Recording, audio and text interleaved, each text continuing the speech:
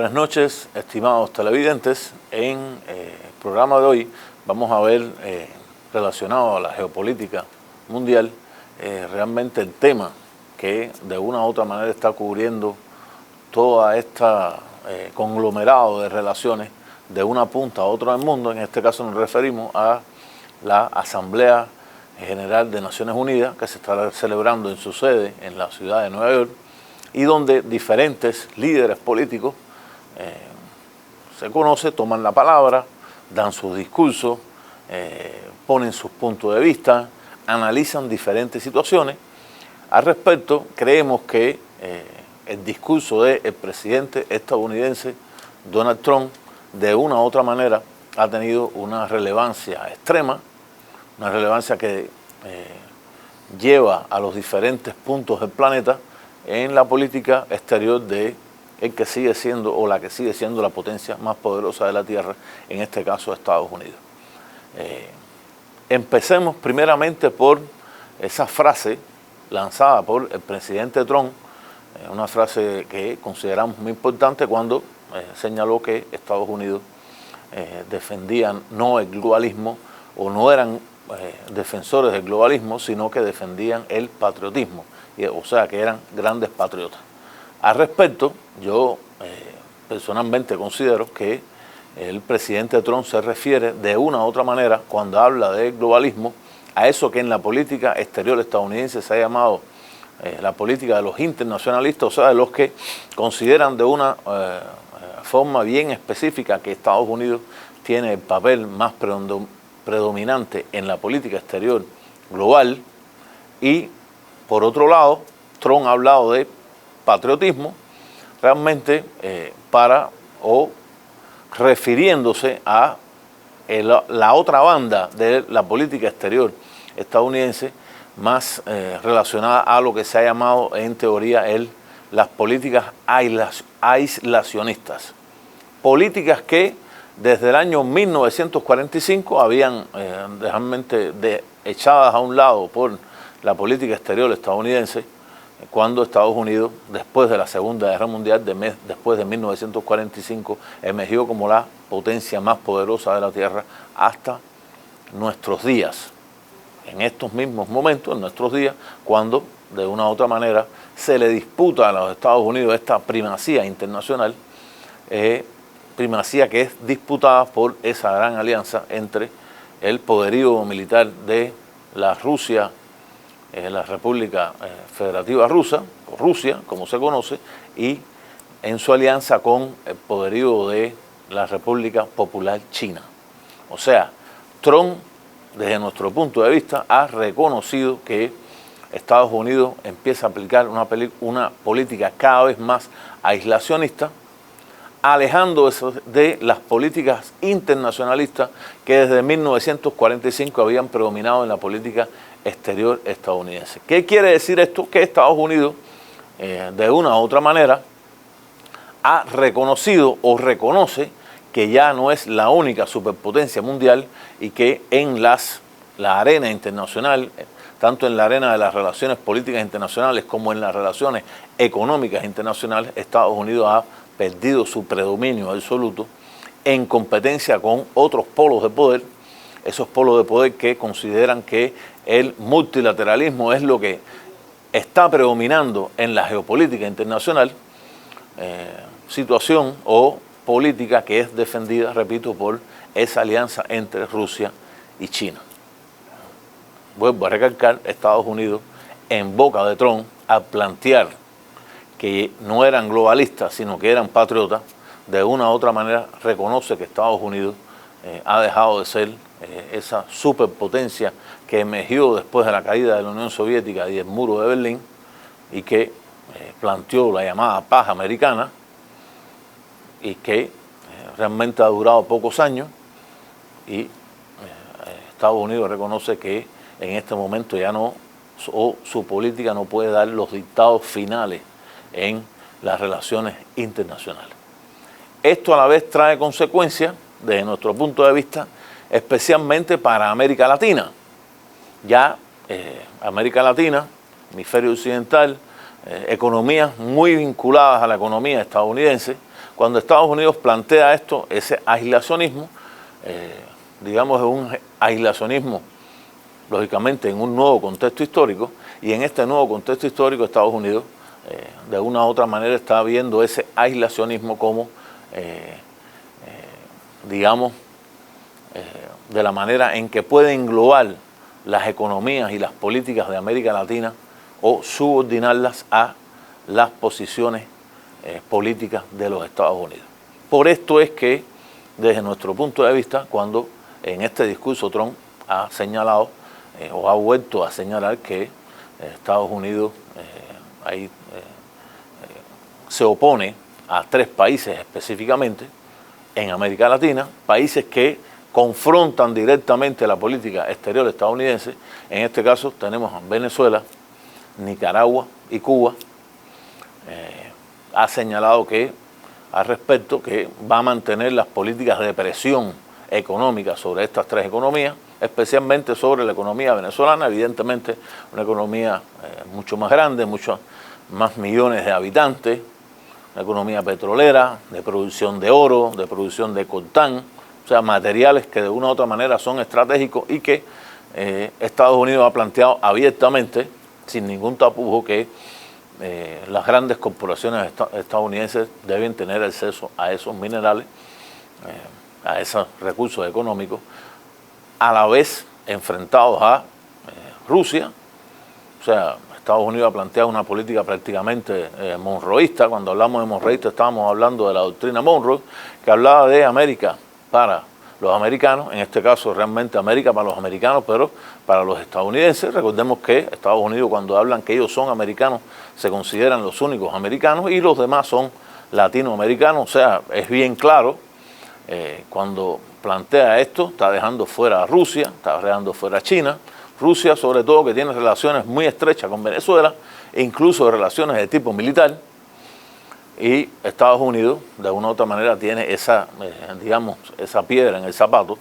que sigue siendo Venezuela, a pesar de que ya casi lleva un año de sanciones económicas en contra del gobierno de Nicolás Maduro, el reconocimiento de un gobierno alterno por el autodeclarado presidente Juan Guaidó es, digamos, otra variante de presión en contra de Venezuela, pero lo cierto es que el gobierno venezolano se ha mantenido en poder, el gobierno de Nicolás Maduro, y de una u otra forma no ha cedido a las presiones estadounidenses. A esto se suma que, de una manera en ocasiones algo difusa, Trump ha planteado que en un momento Venezuela apoya a Cuba. O sea, es como si Venezuela fuera el salvavidas de Cuba, y por otro lado, que Cuba es el salvavidas de Venezuela porque supuestamente Cuba o Venezuela se han convertido en una marioneta de la política exterior cubana. Le digo de una manera difusa porque digamos, los argumentos o las pruebas que puede mostrar no son pruebas realmente fehacientes, no se ven por ningún lado, y esto ha traído a la vez también la agudización del bloqueo económico de los Estados Unidos en contra de Cuba, en este caso la aplicación de la manera, digamos, o la aplicación a rajatabla de la política relacionada a la ley Torricelli que no permite que barcos que toquen puertos cubanos después toquen puertos estadounidenses, y a la vez presiones directas contra navieras chipriotas, sobre todo, que manejan petroleros, para que esos barcos de petróleo no entren a Cuba, lo cual ha creado también una situación de crisis de combustible en la isla, reconocido por el gobierno de la República de Cuba, por el gobierno actual,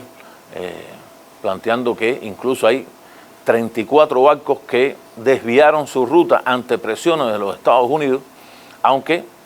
ahora mismo se está señalando que hay 7 barcos venezolanos. Claro, ya los barcos venezolanos están castigados, o sea, ya no pueden tocar costas de los Estados Unidos ni puertos de los Estados Unidos. Hay 7 barcos venezolanos que están navegando hacia Cuba con petróleo para, de una u otra manera, por lo menos paliar la situación de crisis del combustible en Cuba. O sea, hay presiones económicas en contra de los dos países que son evidentes y de las cuales Estados Unidos no ha tenido ninguna limitación a la hora de señalarla. Lo ha dicho abiertamente.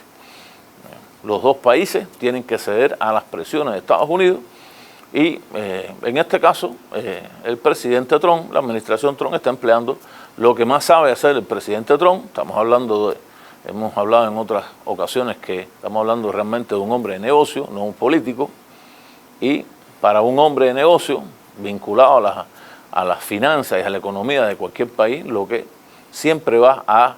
priorizar en cualquier relación es esa misma relación económica, o sea, afectemos de manera económica a nuestros oponentes y con ello vamos a, por lo menos a debilitar sus defensas a la hora de a lo mejor aplicar otro tipo de política. Hay que señalar también, de manera general, que Trump señaló también en su discurso a China, o sea, de una manera también agresiva, planteado que las próximas conversaciones comerciales están pendientes de qué es lo que pasa. Esto incluso ha traído consigo la caída de los precios del petróleo, precios del petróleo que habían aumentado después de el embate de drones en contra de las dos principales refinerías de la Aramco, que es la compañía estatal de Arabia Saudita más grande, elementos que seguiremos planteando y analizaremos en la segunda parte del programa.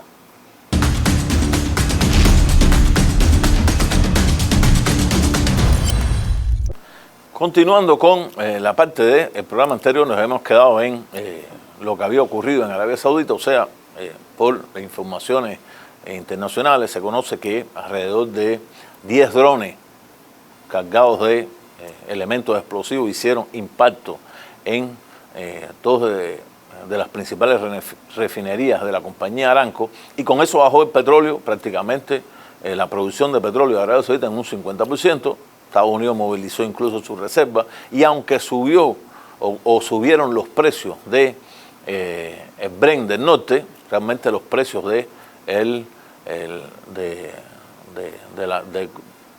relacionados a la producción en los Estados Unidos se mantuvieron o subieron alzas realmente muy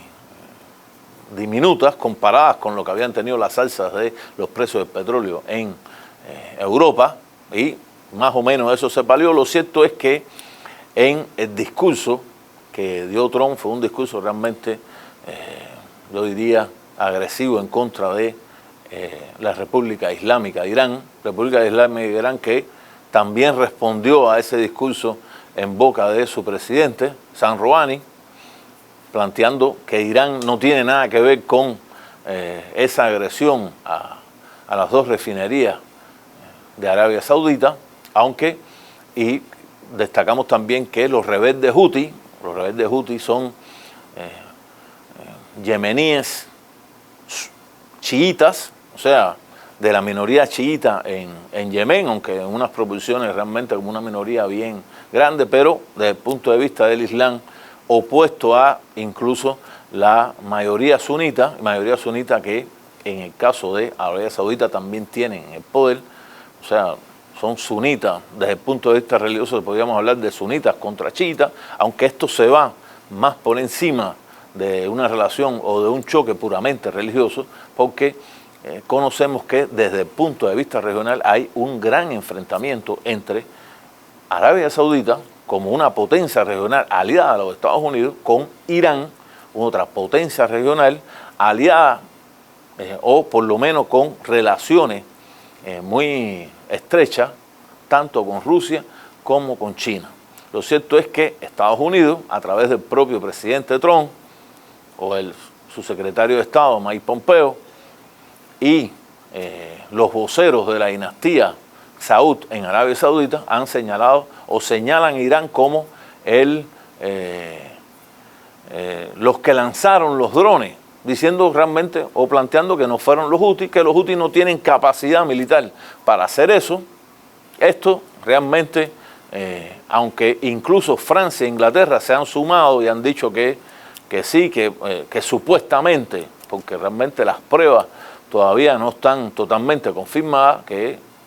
fueron, incluso se dijo que habían llegado desde el norte de Irak. Irak lo ha negado, o sea que los drones no salieron de territorio houthi, sino salieron de otros territorios. No se señalan territorios iraníes, pero se señala que la tecnología empleada es una tecnología iraní. Repito, esto realmente no está probado, pero ha traído consigo una nueva espiral del enfrentamiento enfrentamiento regional entre los aliados de Arabia Saudita y Estados Unidos en la región del Golfo Arábigo-Pérsico, y Irán y sus aliados. Rusia, en este caso, señaló rápidamente que no se podían hacer conjeturas preliminares, que no se tomaran medidas al calor de lo que había pasado y que se analizara la situación, o sea, pidiendo de una u otra manera una negociación ante una situación que hay que señalar que, y lo hemos repetido en varias ocasiones, cualquier enfrentamiento militar en el Golfo Arábigo-Pérsico, cualquier enfrentamiento militar entre Estados Unidos, Arabia Saudita y sus aliados contra Irán traería consigo no solo una gran conflagración de origen regional, sino en primer lugar la subida de los precios del petróleo. Por ahí sale casi el 50% del petróleo que se consume en Europa y los Estados Unidos, incluso parte también en China, lo cual sería catastrófico para la economía mundial, una economía que sigue siendo globalizada, a pesar de los enfrentamientos entre los principales polos de poder, Estados Unidos y China, y a la vez podría incluso traer consigo que ese enfrentamiento regional llevara a un enfrentamiento de índole mundial con las consecuencias realmente catastróficas para toda la humanidad.